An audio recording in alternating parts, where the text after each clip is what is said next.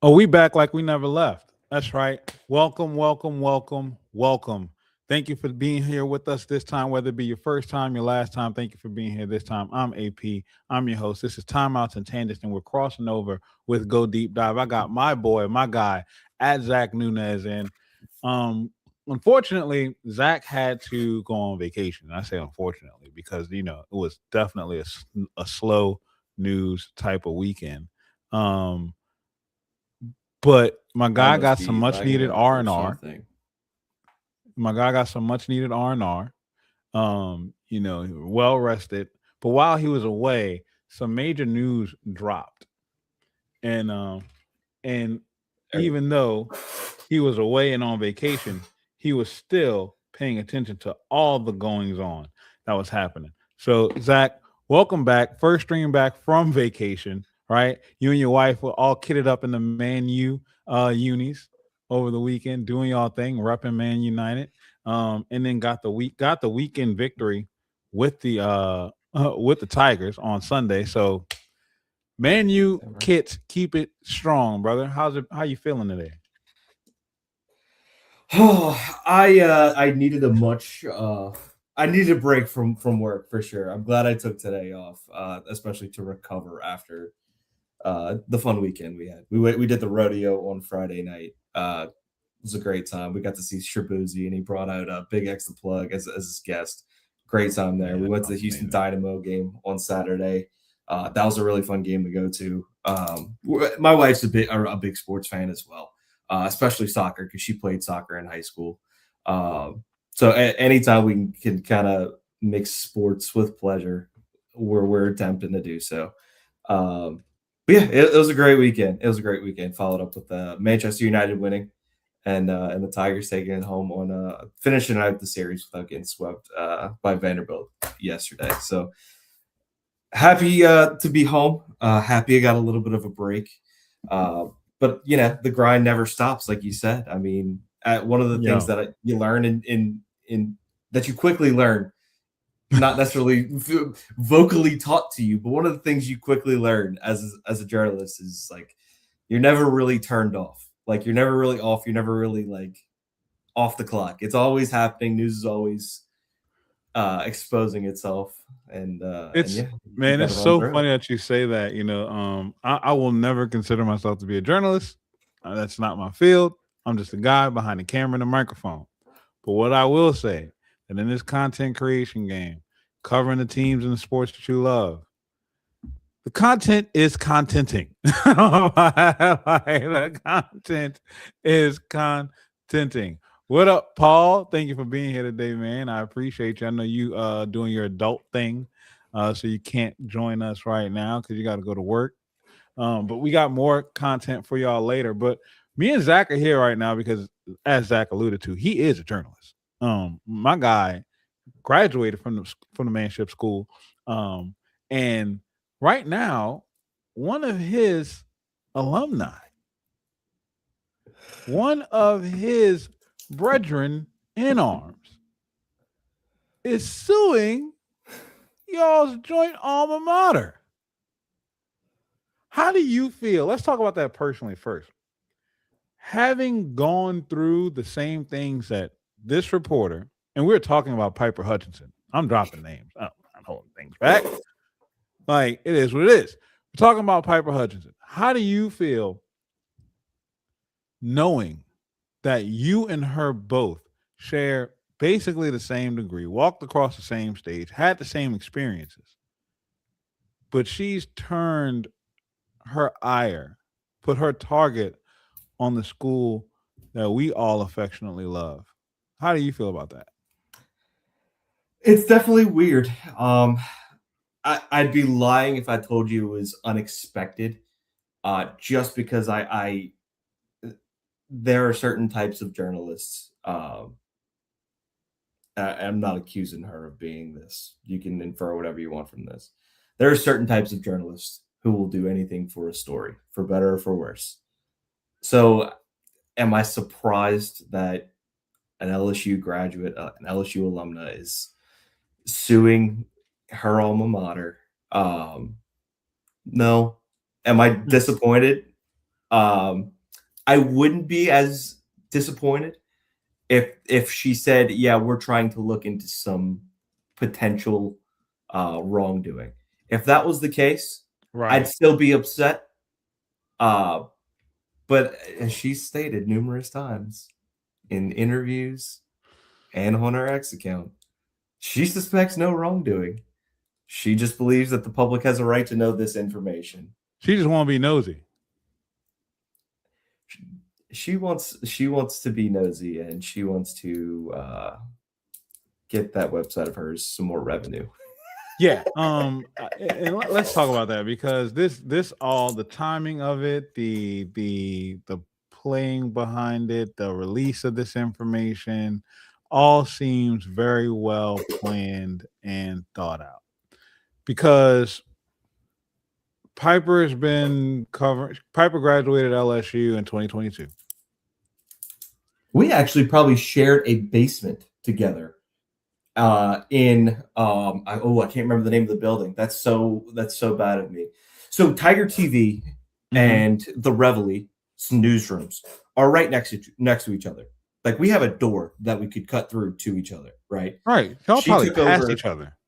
Do I remember it? No. Right. Was I doing my own thing at that all the time? But I would almost guarantee we were in our conjoined newsrooms at the same time. We talked off camera about conspiracy theories. Here's one we're gonna throw out to people. She's an industry plant.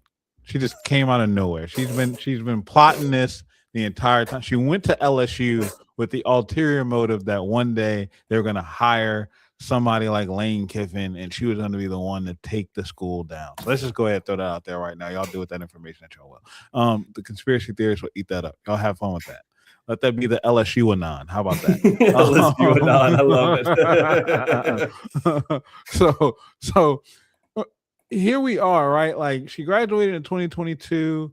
She had multiple opportunities through coaching searches to make this, or not through coaching searches, but through portal classes and recruiting classes and rev share agreements, to make this attempt before.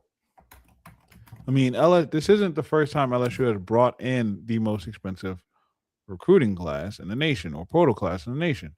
The one last year was the most expensive as well. I mean, it pales in comparison to the amount of money that's being alleged that we spent on this one. But as far as revenue sharing goes, that took effect last year too. And the revenue share money is pretty much the same.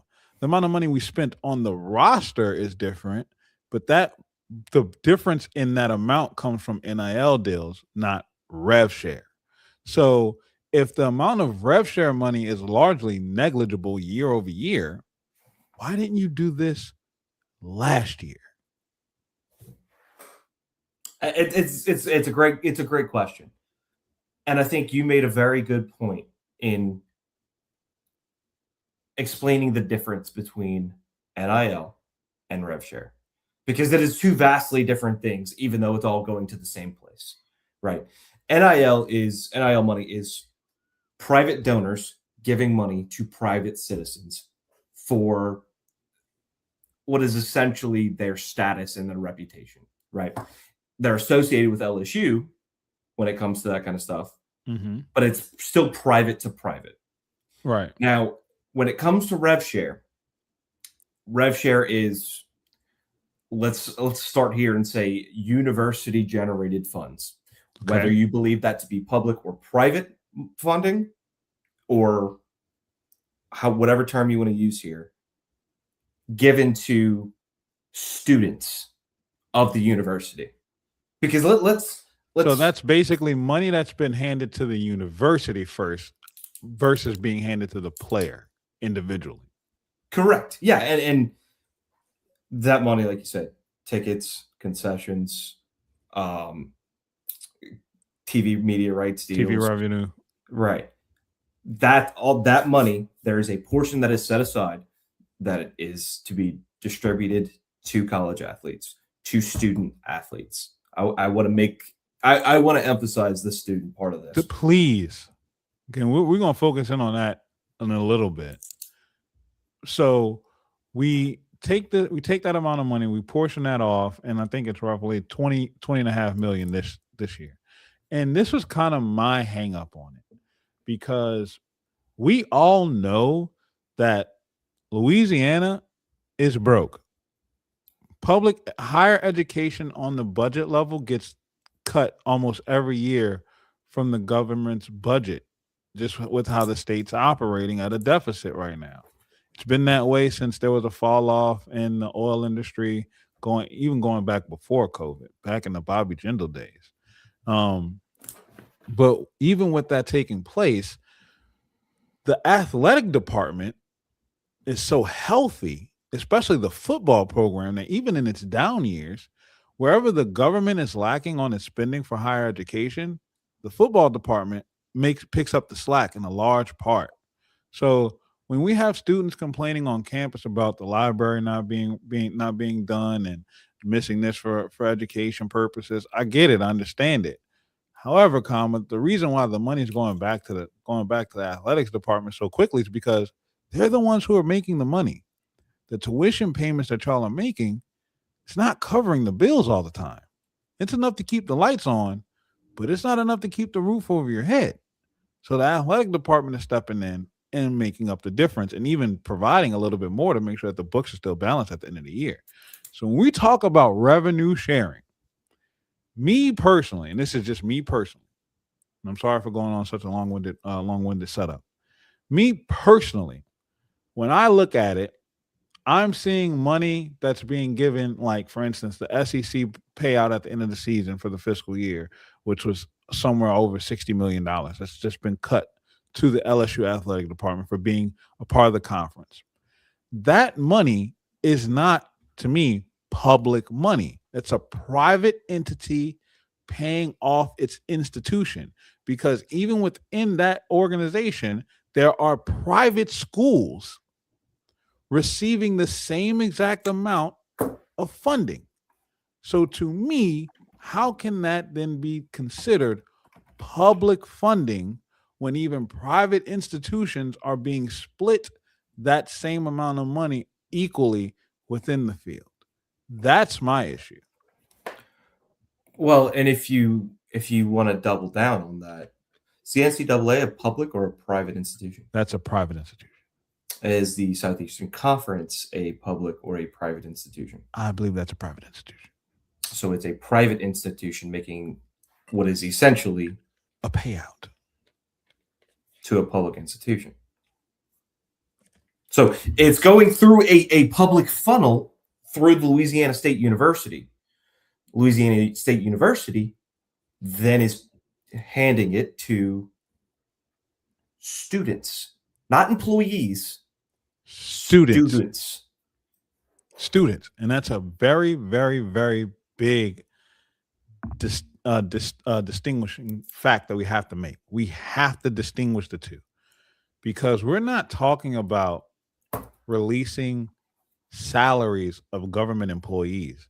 She didn't ask for a breakdown of the coaching staff's contracts. Fine. If you want it, fine. It's easy to find, but fine. Right. You're not asking for that. You want to know how much the incoming left tackle's making, who's a student. I made this analogy, and I'm going to get to your comments, Paul. I don't think I'm just skipping over them. I see you, brother. I made this analogy that this is like me having a roommate, and we split rent, but I need to know where all of his other money is going outside of our common bills, and how much of that money he or she is making. That doesn't work like that. Just because we're under one roof. If the money's so public, then why doesn't it trickle back down to the public? Because it really shouldn't be classified as public money at that point. It's a loophole. If it's not even taxpayer dollars. It's not taxpayer dollars, I'd say, okay, I'd say you got it. Right. Right. You got it. Like, if it's taxpayer dollars, you got it. But we all know that the taxpayer money is not going towards the athletes that are playing on these fields, courts, and gyms. They are not the ones we are not the ones that are furnishing the funds for them. We can barely keep the lights on in the school. It just is what it is. And as somebody so I had the long X exchange with Piper Hutchinson. For anybody who hasn't seen that, so please no, let's get into that. Mr. Walk 'em down over here. So, as one of the people in the comments of that thread had said, I would actually prefer my taxpayer money going to LSU athletes right now. It's like, okay, sure. You get a better return on your investment. Right. At least I get to see my product on the field and my tax dollars working for me. But that's a whole nother issue. That's a whole nother conversation. That's a whole nother episode. So make sure you subscribe and follow the Go Deep Dive, Zach Nunez TV, and your boy right here at AJP413, and subscribe to Time Out to Tangents. So yeah, that's a whole nother issue, a whole nother conversation. But it's true. It's a valid point. So you had your exchange with Piper, and please lay it out for the people. You got her to engage. How did that go? Yeah, so I had listened to her do an interview with Blake Ruffino on AOAS, friend of your program. Yes. Shout out my boy Blake. Yes, and I hope Blake gets around to seeing this, because I'd like to hear Blake's thoughts on the thread that transpired as well. But after listening to that, I think he did a really good job of trying to paint the picture and trying to dive deep into what she was really trying to do. The problem was there wasn't a whole lot that was really, pardon the play on words, there wasn't a whole lot of deep dive into what she was saying. Right. And one of the things that stuck out to me was there was no intention to protect the privacy of these student athletes. So I posed the question.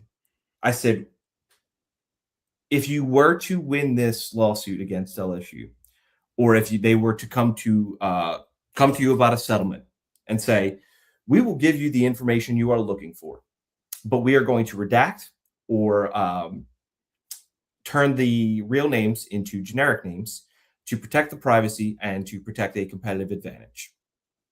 And her answer was basically, no, don't want that. She said, I would take it, but it's not what I want. Then what is it that you want, and why do you want it? Why do you want it? From the beginning, from the very beginning, I had my train of rhetoric there. I that immediately started my my wild theory thinking there, and I was like, okay, so she wants to put out the exact names of these players and how much they are making, which exposes you to a whole can of worms. That's what sent me down that rabbit hole too, because then it became more than just public funding being part of the conversation, public funding being part of the debate. Like, now we're into, okay, you have more than just this motive. You need to have the names. It's no longer a want. It's not a win unless you have the names. And that is what I want to understand. Where the hell did this come from? Paul says in the chat, first of all, Paul, shout out to you. Walk It Off episode 6 is out today. 7 is going to be out tomorrow. He is doing an interview with Warm Soda Films to discuss creating Walk It Off. And it's funny that, Paul is interviewing the guy who made Walk It Off. You better be lucky this man will sue you for copyright infringement and his love for LSU baseball. But he also goes on to say public or private businesses paying a student athlete for the use of their names or likeness for whatever reason, no MMR contracts fulfilling a required duty for payment, not pay for play. And he said that you can argue any money generated by the public institution will constitute revenue public, where she missteps is conflating taxpayer dollars with generated revenue. Absolutely. And then also, the Supreme Court dictated the conferences had to compensate players accordingly and set an amount that needed to be distributed. David is in the chat. Thank you, man. What's up, boys? We see you taking little Max on the way to dance. And then he says, you know how weird it is to see someone else drive your car. Well, guess what? Zach had to sit on the sidelines, watch you date somebody else for the entire weekend. Okay? You even. At least he's driving a car by himself. All right, I'm in my own ride. How Not to about mention that Paul's always jealous whenever David and I stream together anyway. So that? Right. He is. So Paul says the players need to form, and I think he may be alluding to a union. Well, to get into that part of it, if you're going to form a union, then you have to be an employee, and then at that point you're separating yourself from student athletes' rights and benefits. I think for the sole purpose of this conversation, we cannot exclude the fact that these are students that we are talking about. We are so focused in on the athlete part and then the compensation that is going towards the athlete part that we are forgetting that they are at a public institution. Their primary focus, as everybody loves to say, should be to attain a degree. oh, Exactly. No, it's not. It's not backwards. It's not backwards. Put it back up. It's not backwards. Not it's backward. employees. It's on my screen. Yeah, because yours is showing a mirror. It's like when I look at mine, I'm showing a mirror too. But it is they are not employees. They filled out an application to get to be charged tuition, and they were awarded a scholarship to offset those tuition costs. They didn't fill out a job application to receive compensation. Not at all. They are there to be students to obtain a degree, plain and simple. And while they're attaining their degree, they also happen to be, absolutely ridiculously gifted at a certain athletic event that most of us cannot do. So, because of their gifts, their God given talent and abilities and work ethics and sacrifices that they make while still going to class, they get compensated. They get to be paid. Why do they get compensated? Because let's be honest, the $20.5 million that they're awarded for every athletic group is peanuts. Compared to what LSU football is $1 yeah. billion. If you separate LSU football off from the university and let it be its own thing, they'll probably make just as much money as the Saints. If not more. If not more, because they have a bigger stadium. They have a bigger stadium, and over the past few years, I guarantee they have more attendance. Yes. Like percentage-wise, more attendance.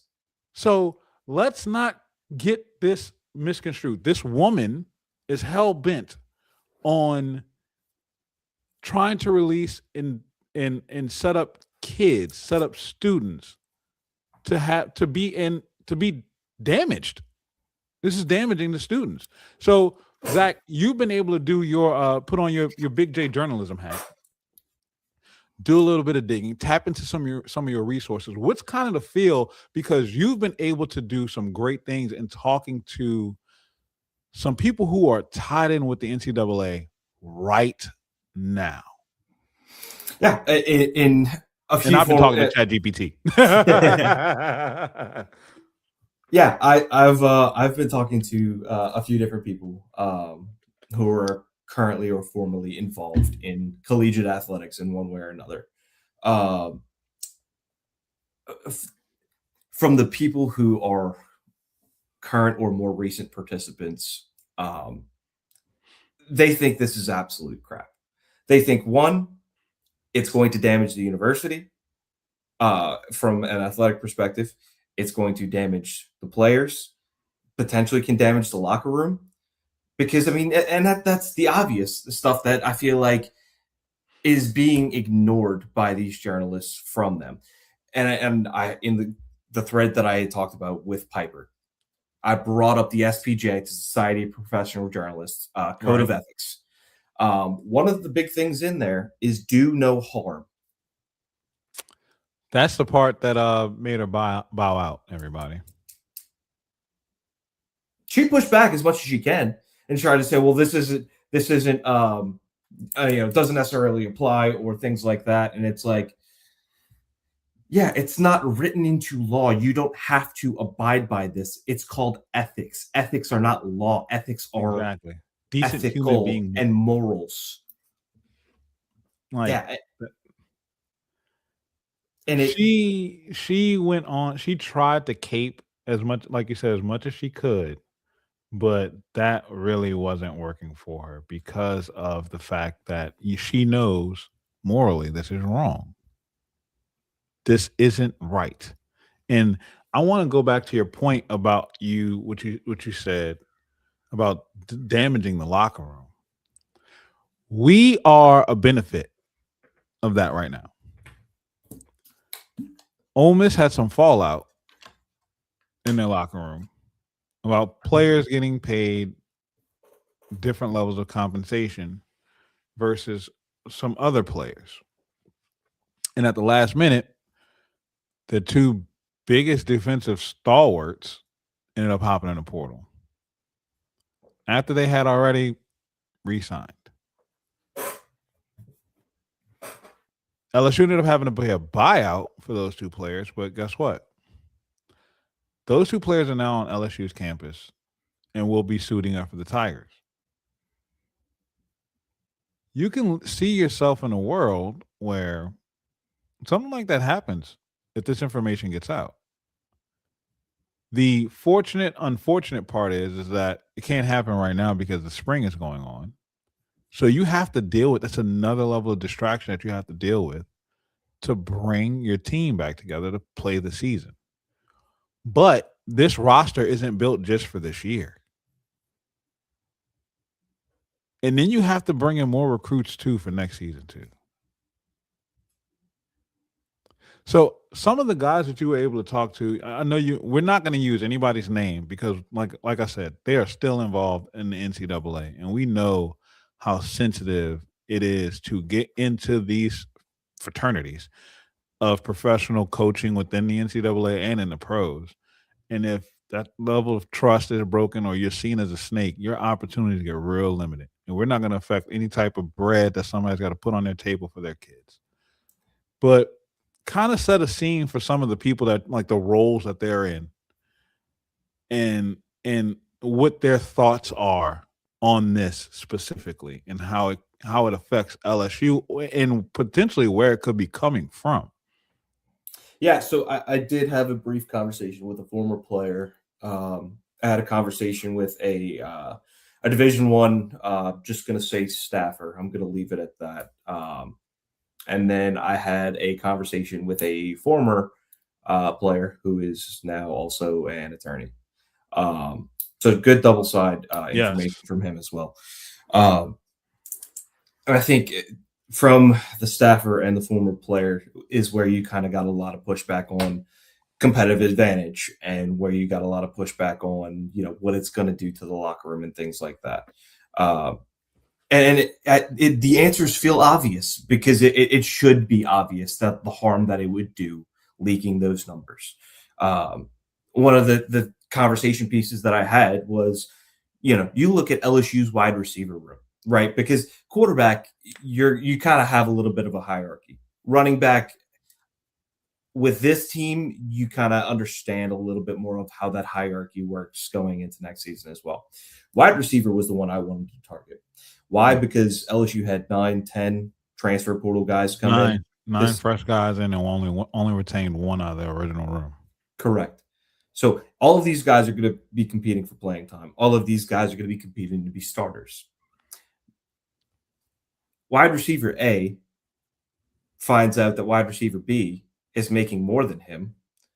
And he then says, well, I had better stats than him. I'm faster than him. I'm bigger than him. Why is he making more than I am right now? And this is how the contracts are negotiated. But you throw in that deep level of jealousy that can tear apart. Or even worse, especially wide receivers or divas. You get into the season, you have wide receiver A who's higher paid, but wide receiver B is producing more. And he comes off the sideline middle of the game and say, "Give me his check." Right. And that's not to mention the conversation that I'd had with the staffer was every coach in the country is going to look at this. Every coach in your conference is going to look at this.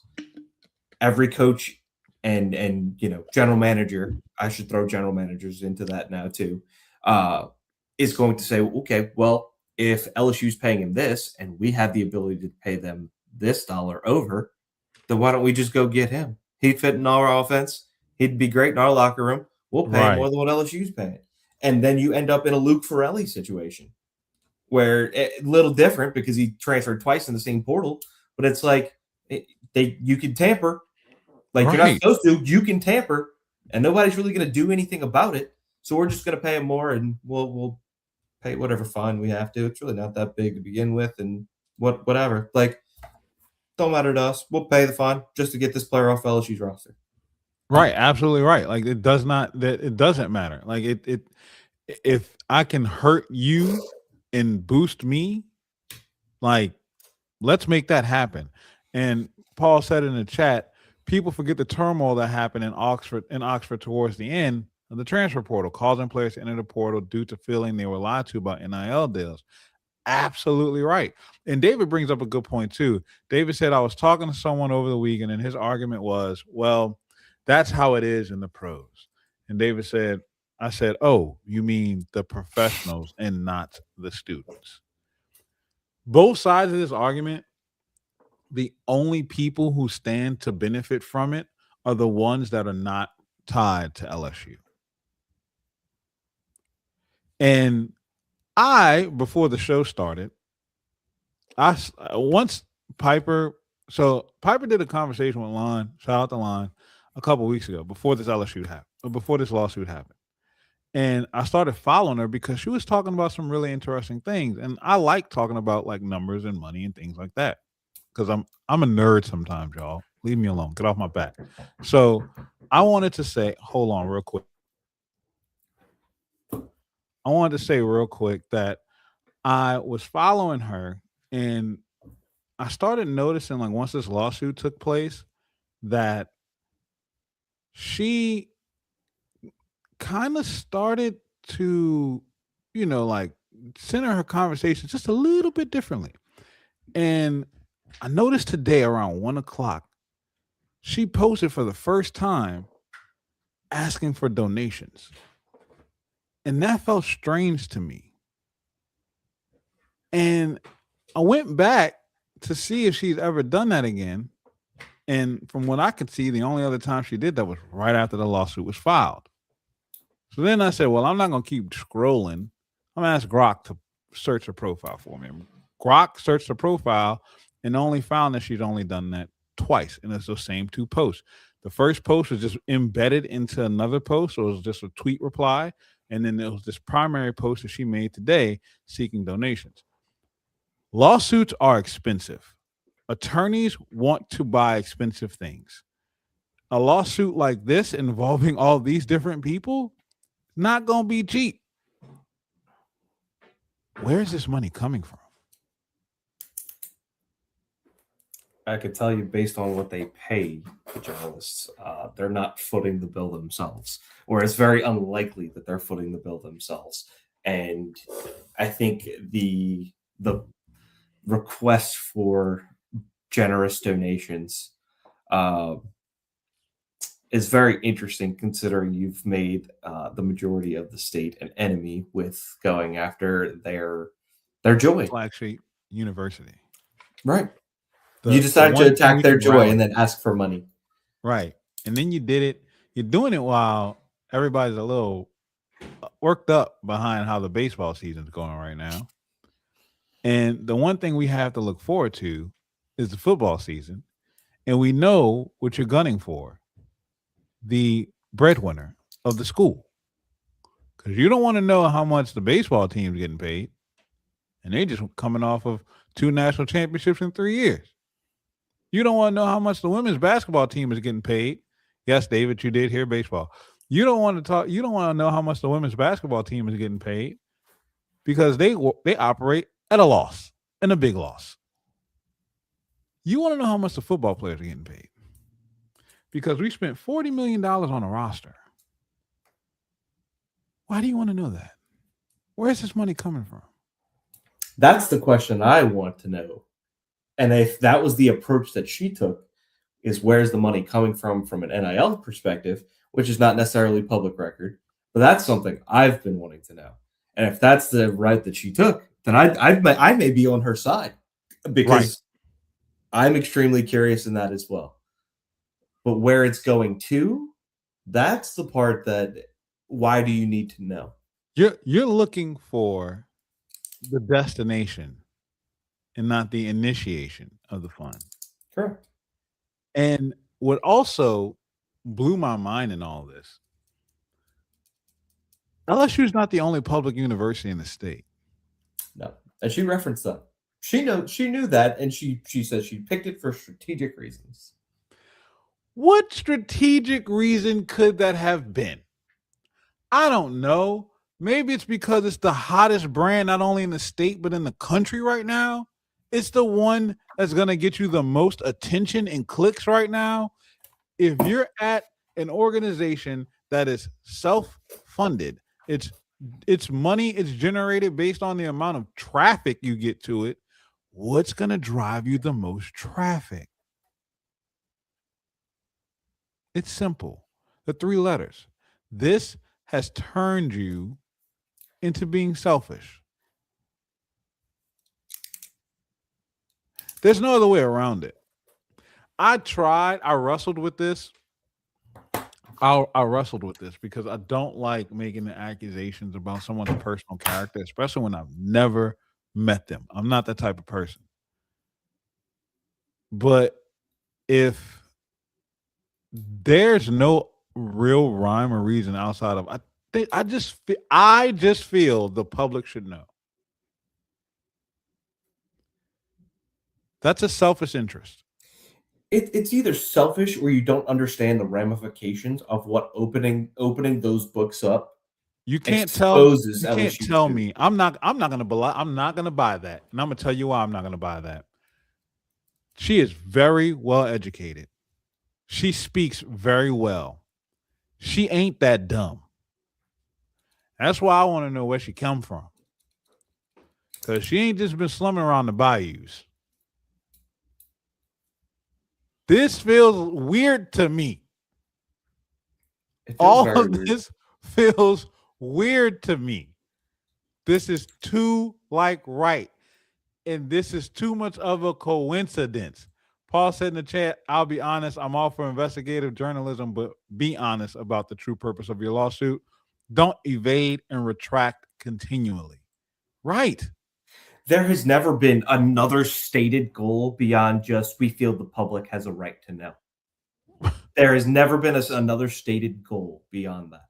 And that's the part that pisses me off is because there's not that many people who before this lawsuit actually would have wanted someone to run a public request records inquiry into this. Like they may have just been curious for 2 seconds and be like, whatever. Like I'm just gonna go about my day. Nobody cares enough about what Sam Levitt is being paid, what Garrett Nussmeier was being paid. We knew already. We knew. For the most part, right. Right. We knew what the reported contracts were already. Like I said, to start this thing off, NIL is a portion of it.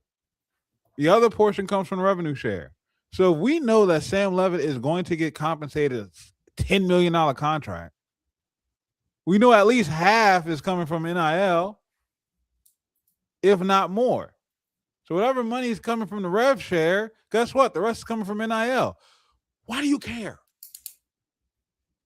Why do you want to know how the 20 and a half is being divvied up when there's a whole nother 20 and a half that you'll never know about? So let's say Sam Levitt's only getting paid $1 million out of that 20 and a half. Even less. Let's say he's getting paid $200,000. The rest of his money is all NIL funds that you can't do anything about. You went through all that work for what? You went through all that for what? Nobody made a public information request to find out how much Brian Kelly's salary is getting broken down. We didn't realize it was $800,000 a month until he got fired this year. Don't you think that would have been important to know? Well, I mean, and the thing is, the obvious part of this is when it all comes down to it, it's not about it's not about the larger amounts, the NIL amounts. Like You can't do anything about that. It's about the strategic way because, like you said, this Sam Levitt portion of this is like using him, continuing to use him as an example. Right. Like he may be only making 1 million out of that 20 million, right? Right. But the fact that you could still use that to compare against other guys on the roster or other guys in the same position that may be making more that maybe shouldn't, and then how it's structured, the competitive side of it. It's the attack on the strategy and the Yes. comparison. Because I'm like Paul. Look, Paul says private funds agreed to by two parties is none of the public's business. And he also said what makes me mad is she's right. The public deserves to know, but what do we really need to know? And that's it. Like I think anything going on within a public university, we should be released to the public. However, when it comes to a student, leave them out of it. Ain't nobody Yeah, making a, yeah. ain't nobody making a public records request for their GPA. You're not asking for the guy who is awarded a scholarship through TOPS for his refund statement at the end of the semester. That was paid through tax dollars. That's more public as public can get. And that's also a student, no athlete. So why are you not pressing for that information? The interesting part of it is what you're describing with a regular student. Paul, I know, Paul, it's a joke. Well, no, he's making a good point No, he is. because it's one of the three reasons that LSU denied the public records request is FERPA, which is I have what the acronym stands for here. It's the Family Educational Rights and Privacy Act. So under that act, you can't request all of these records on students. Like the student has the right to control who sees what. And that should be down to their finances. It's It, student information at that point.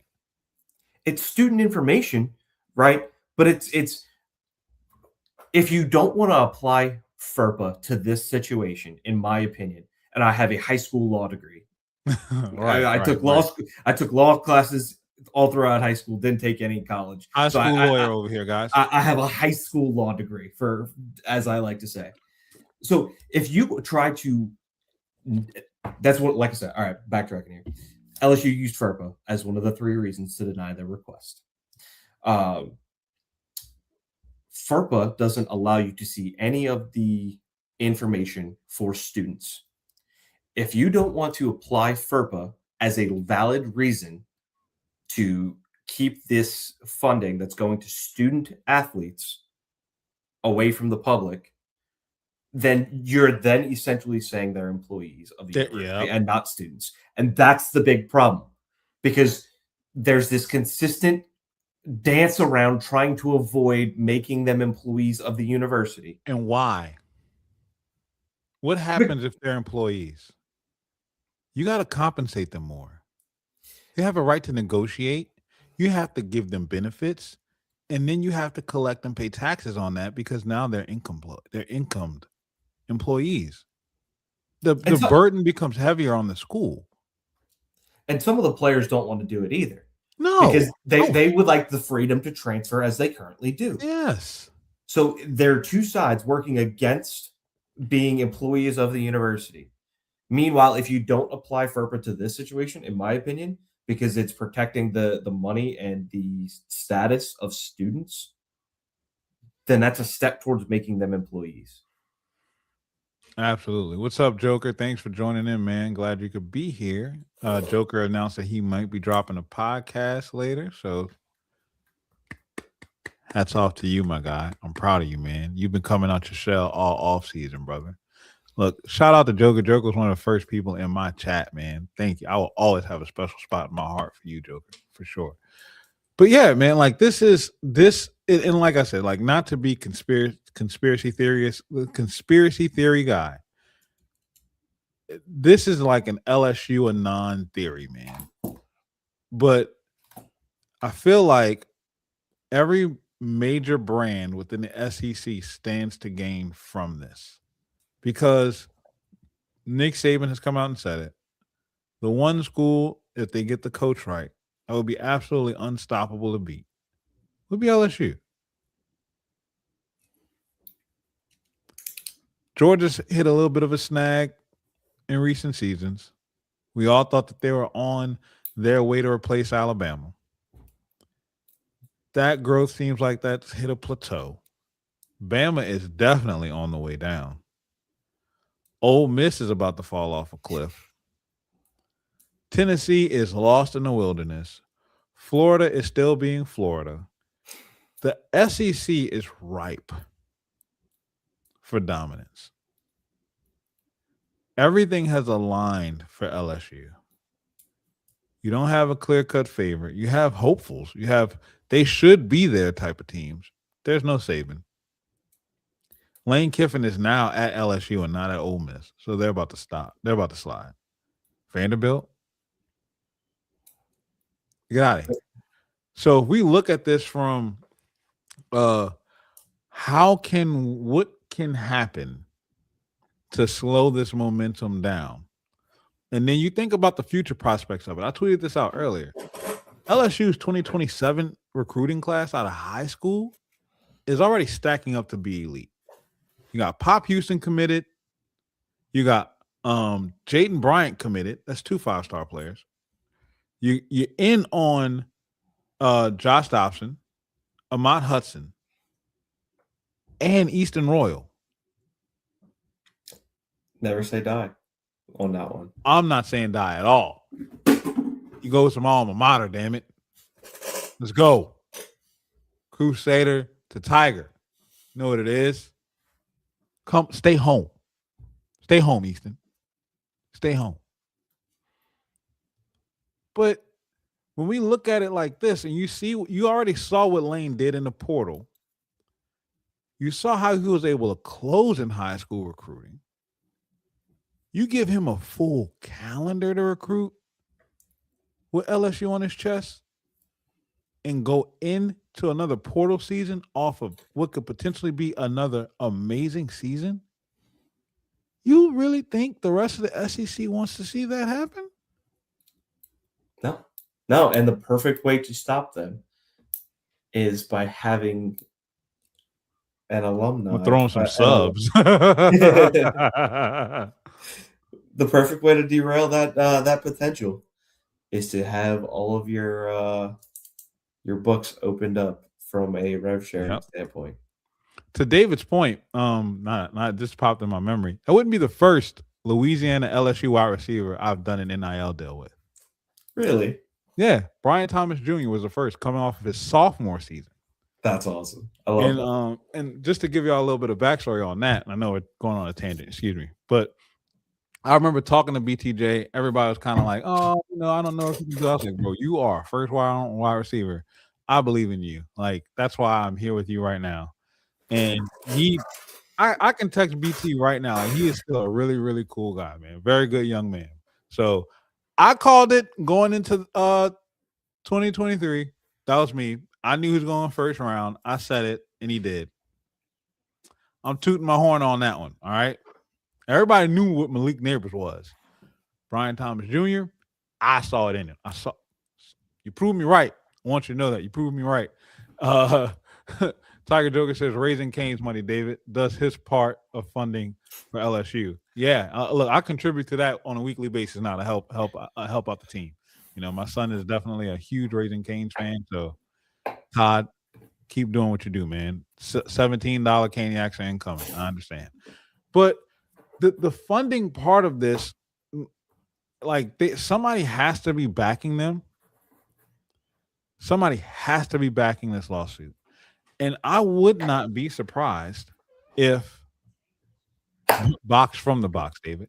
I would not be surprised if it was another university or someone affiliated to another university. Can't prove it. This is just me speculating. As they say for journalists, this is me editorializing. Matt Moscona is the one backing it. This is me editorializing. All right. Like, I cannot prove any of this, but I can see and live in a world where that is a possibility. I agree. Yeah. I mean, the thing is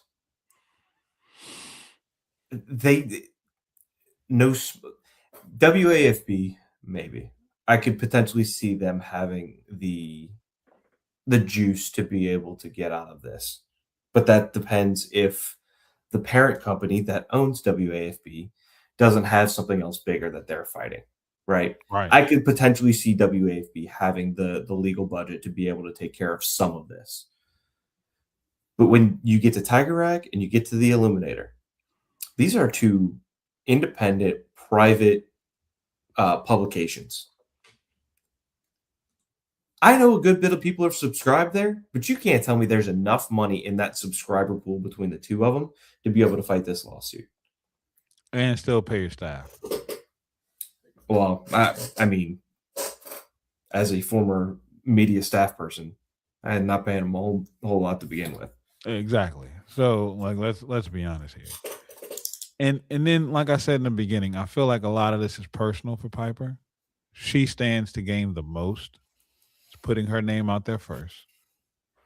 She already kind of had a little run in with things when Lane Kiffin was coming in as coach.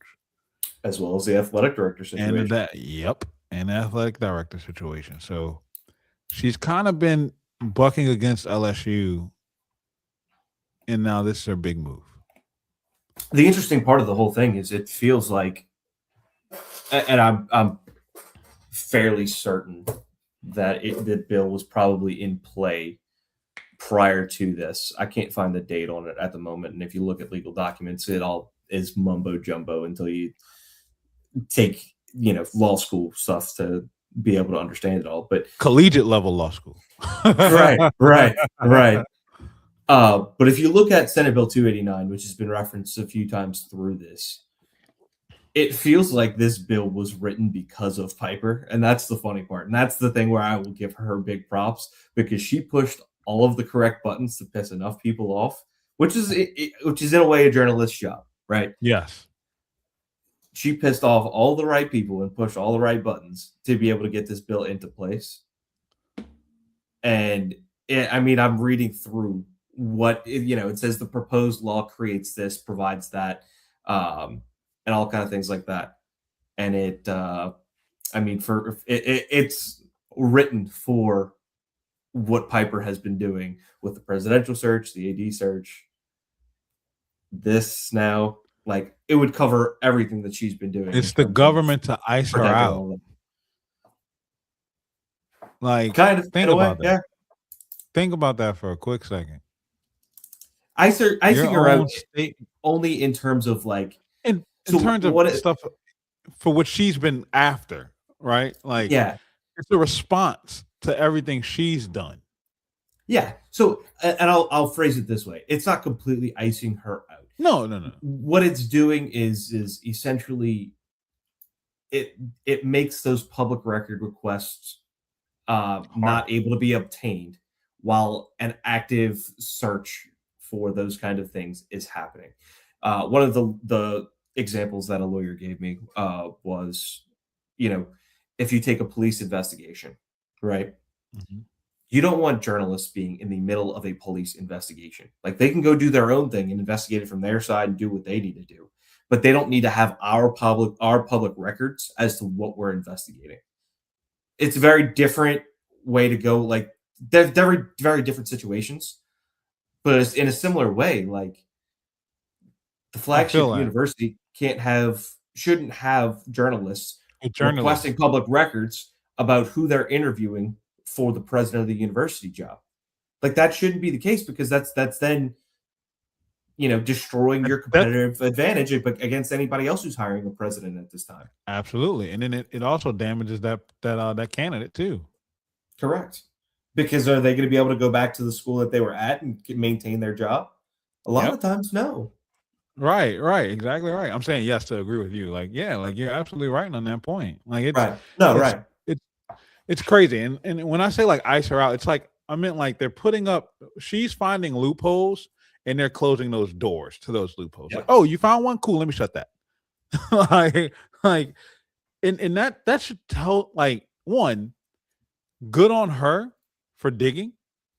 Like, good on her. But at the same time, when the government is taking issue with what you're doing, and it's not like LSU is brand new to presidential hires, AD hires, football coaching hires, recruiting players, like something LSU's done at an elite level for a long time. But you seem to be the first one to want to walk through these doors all of a sudden. Right. Why? And I just want everybody to take their time and ask that question. When you see this lawsuit bubble back up in the news again because it's not going away, ask yourself why more than anything else. Don't ask what she's doing because she doesn't have an answer. It's she just wants the information out there. Cool. Why?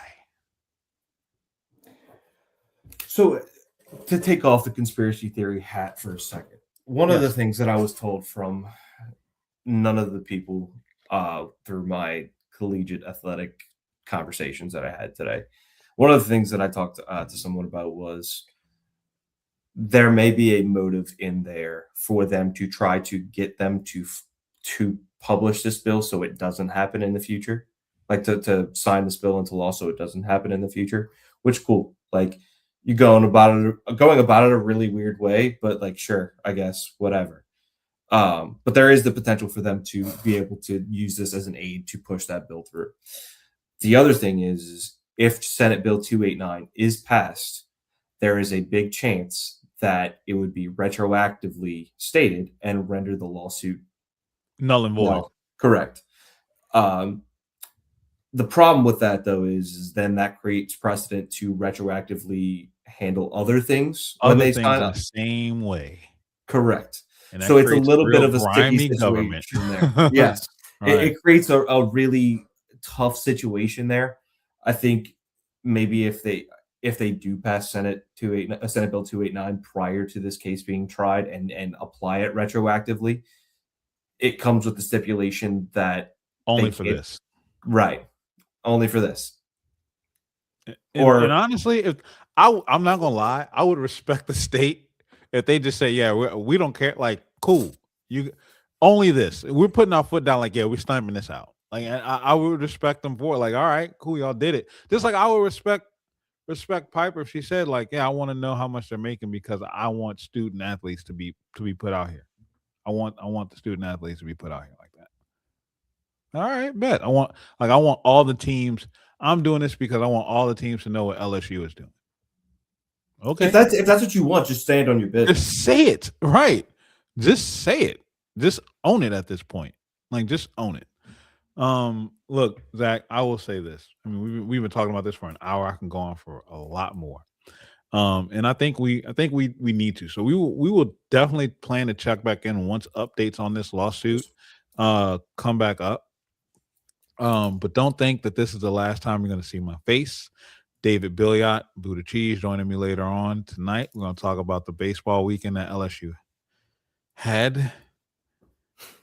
Indeed, we had one. There was Got the win on Sunday, though. It's a victory Monday because we won yesterday. That's all that matters. And we are also going to talk about the World Baseball Classic. And oh my God, Aaron Judge. I'm pretty sure he scorched the field. It was an incredible throw. That throw was ridiculous. You can't tell me that Aaron Judge wouldn't be a quarterback in the NFL.